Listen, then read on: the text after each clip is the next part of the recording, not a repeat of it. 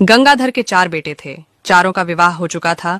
आज पिता की जायदाद के बंटवारे के लिए चारों भाइयों ने पंचायत बुलाई थी। सरपंच बोला, गंगाधर जी, आपके चारों बेटे चाहते हैं कि आपके जायदाद के 4 हिस्से कर दिए जाएं और आप 3 महीने हर एक बेटे के पास रहेंगे। आप इनकी बातों से सहमत हैं कि नहीं?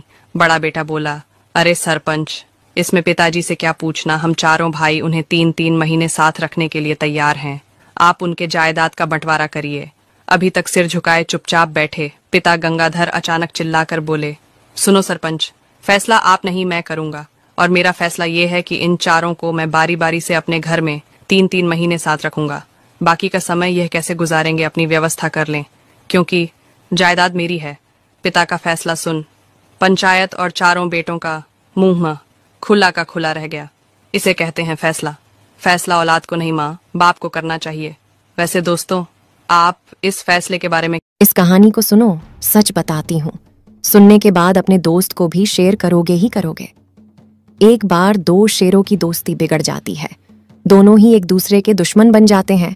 फिर दोनों एक दूसरे से 10 साल तक बात तक नहीं करते थे। और एक दिन पहले शेर और उसके बीवी बच्चों को 25-30 कुत्ते नोचने लगते हैं। तभी दूसरा शेर आता है और उन कुत्तों को केले के छिलके की तरह फाड़ के भगा देता है और फिर दूर जाकर बैठ जाता है। पहले शेर का बेटा उससे पूछता है कि पापा, दूसरे शेर से आप बात तक नहीं करते, फिर भी उसने हमको क्यों बचाया? पहले शेर ने कहा, बेटा, भले ही नाराजगी हो, लेकिन दोस्ती इतनी भी कमजोर नहीं होनी चाहिए कि कुत्ते फायदा उठा लें। पर सर रखकर सो गया। इतने में 3-4 पनिहारिन आती हैं और जैसे ही उन्होंने साधु को देखा तो उनमें से एक पनिहारिन कहने लगी, देखो देखो, साधु बन गया है, लेकिन अभी तक तकिए का मुंह नहीं गया। तो जैसे ही साधु ने ये बात सुनी, तुरंत पत्थर को फेंक दिया। इस पर दूसरी पनिहारिन ने कहा कि देखो, साधु बन गया है, लेकिन गुस्सा वही का वही है।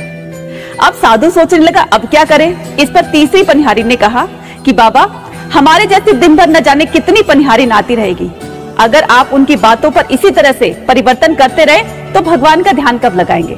इस पर चौथी पनिहारिन ने एक बहुत सुंदर सी बात कही साधु को कि क्षमा करना, लेकिन मुझे लगता है कि जिस वजह से आपने पूरे संसार को छोड़ दिया, अपना घर बार सब कुछ छोड़ दिया, लेकिन अगर आपके अंदर अभी भी गुस्सा है तो आप साधु नहीं, सन्यासी नहीं है। इसलिए लोग तुम्हें कुछ न कुछ बोलते रहेंगे, लेकिन आपको उन सभी की बातों को इग्नोर करना है। भगवान पर ध्यान लगाइए। लोगों को जो